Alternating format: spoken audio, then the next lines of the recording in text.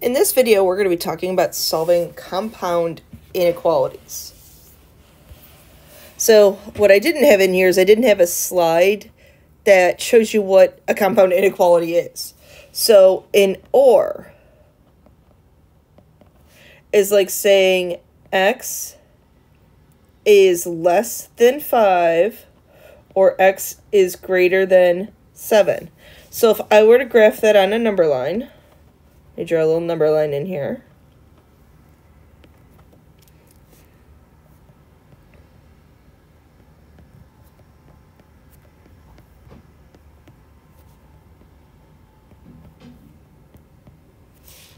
So let's graph that.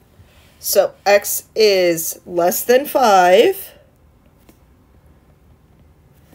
greater than 7. So less than 5 or greater than 7, okay. Well, that's going to be, I have two pieces of that inequality. And what makes either of them true? That's a key with an OR statement. Okay, so an OR statement is either has to be true. So 4 makes one of those true. Only one has to be true. Let's do now an AND statement. Okay, x is greater than 5 and x is less than 7. So on my number line,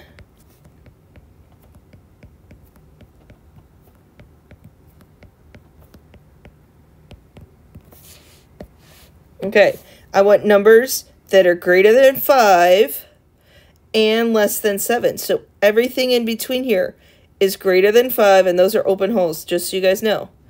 So everything in between there is greater than 5 and less than 7. So both have to be true. There's a shortcut way of writing an AND statement. Okay, 5 is my smallest number, 7 is my largest. You want all the x's in between. X has to be x, 5 is less than x. That's just what that statement says right there. And x is less than 7. So I kind of look at that like x is sandwiched in between 5 and 7. 5 and 7 are the bread. X is all the good stuff in between the bread. Okay? So that's what an AND and an OR statement look like. Okay, so this is an example of an AND statement. So what you can do, I'm going to do this the long way, and then I'm going to do it a shorter way. So you can say that 7 less than z plus 2 and z plus 2 is less than or equal to 11. So solving this, if I subtract 2 from both sides, so z is greater than 5 if I subtract 2 from both sides, and keep writing the AND so that you know it's an AND statement, and z is less than or equal to 9. So if I were to graph that,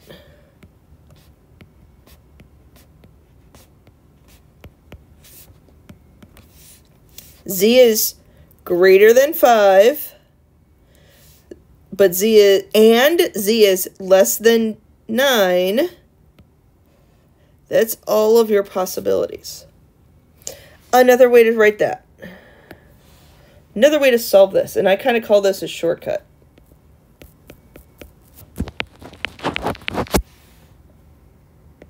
Okay, so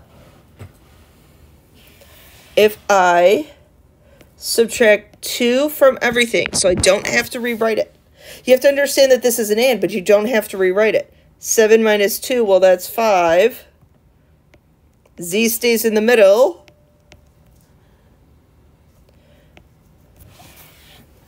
So that's technically, that's a shorter way to do it. And that's technically the same thing that we have written there. Okay, here's another AND one. I don't want to write in red. I want to write in blue.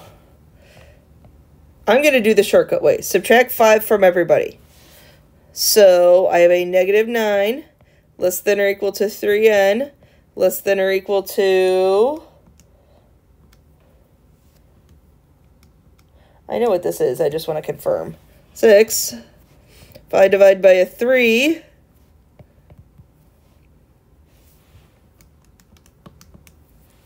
I don't know why I'm not trusting myself with my math. I think it's because I'm tired.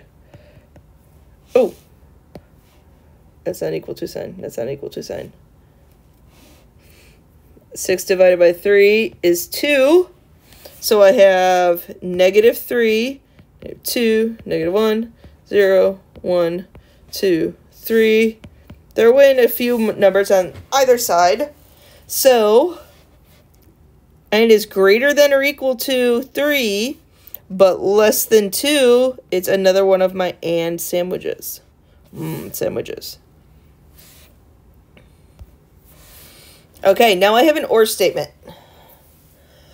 So it just happens that both of them have 8s to them. That doesn't really mean anything. So unfortunately, there's no shortcut for an or. You just have to solve them like you normally would solve them. So I subtract 8 from both sides. So then I have 2t greater than or equal to -2. I divide by a 2. T is greater than or equal to a -1. Doing the same thing, and then again, remember this is an or statement, so I want to see that or with it.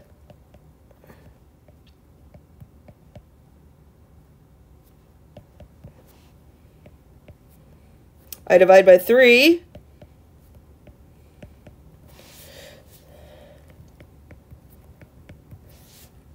So if you look at this, I have -2, -1, 0, -3, throwing a 1 there, throwing a -4 there.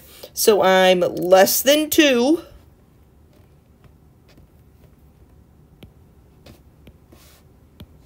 Or greater than or equal to -1.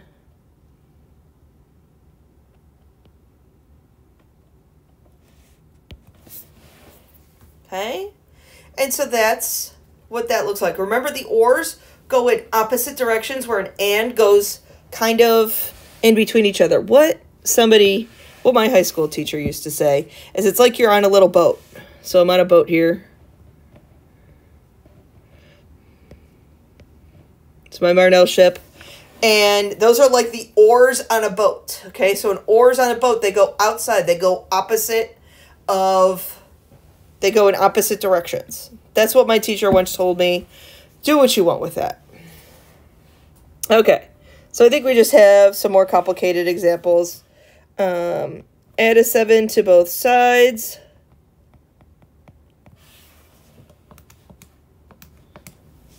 (32). K is less than or equal to 8. Or, I want that or with it. Subtract 12.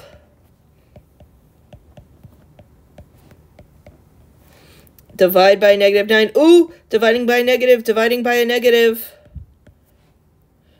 See what I did there is I kept repeating it to myself so that I knew that I needed to make sure that I switched the sign. Okay, so, oh, it's an or? Okay, so let's look at this. I'm going to put -2 here. Because I have to go all the way to 8, -2. -1, 0, 1, 2, 3, 4, 5, 6, 7, 8. Ooh, just enough. Okay. K is less than or equal to 8. K is less than or equal to -2. Oh, so we had to graph these. Oh, this is such a good question. I'm going to put it in red. This is a special case. So this is a special case. So remember how I was just talking about oars on a boat? Oars should be going opposite directions of each other. This or isn't. And remember what I said back here earlier. I'm going to flip back to the very first slide. Either of them true. So either has to be true. Let me go back to my slide where I was at. So You have to pick one of these. This is a special case. Okay, so either could be true. So if I were to pick a number here, it would have to make one of them true. So if I picked 2, that would make this inequality true. So that makes my answer k less than or equal to 8. It's the one that's, I guess, least restrictive is another way you could think about it. It's the one where at least one of the inequalities is true. Hoping that'll make sense. Okay, write a compound inequality for each graph. Oh, I like this. Okay, so writing compound inequality. I don't want to write in red. Okay, so oars on a boat. This is oars on a boat. Okay, so x is less than or equal to, since I have a filled in hole, -8, or x is greater than 0. Now this is an and. This bottom one is an and. Oh, it's an and? What 2 numbers are we sandwiched in between? The smallest always goes on the left. Largest one always goes on the right. Okay, define a variable, write an inequality, and solve the problem. So, the sum of 3 times a number and 4 is between -8 and 10. I'm going to make x my number. I defined my variable. I told it what x is standing for. The sum of 3 times a number and 4, sum means add, is between -8 and 10. And I'm not equal to that. That between kind of tells me that I'm not equal to. Okay, so now I solve. Subtract 4. I like the shortcut way. I think it is more efficient. I'm a big fan of working smarter, not harder.